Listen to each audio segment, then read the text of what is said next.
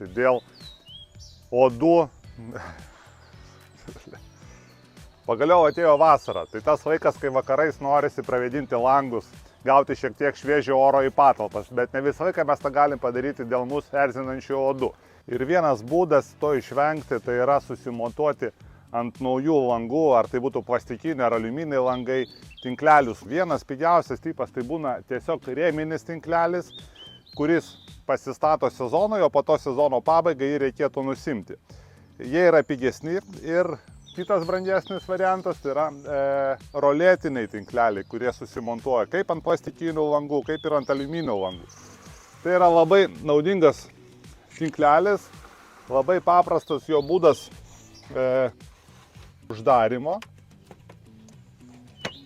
Ir jisai kom gerai, kad šitie tinkleliai roletiniai, jos nereikia nuiminėti žiemą. Tiesiog uždarot jos vasarai ir po to jau rudenį prieš žiemą jos lygiai taip pat susiviniuojat ir ant lango paliekat.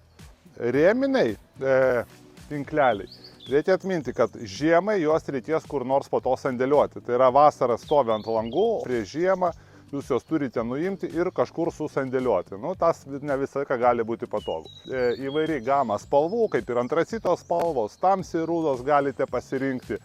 Tarkim, šie langai yra auksinio ąžuolo, tai galima ir juos pasidaryti auksinio ąžuolo, tada iš vis nesimatys, kad kažkas yra sumontuota pas jūs ant lango. Tai va tokiu paprastu būdu galėsite apsisaugoti savo vakarus nuo tų erzinančių uodų ir visokių musių.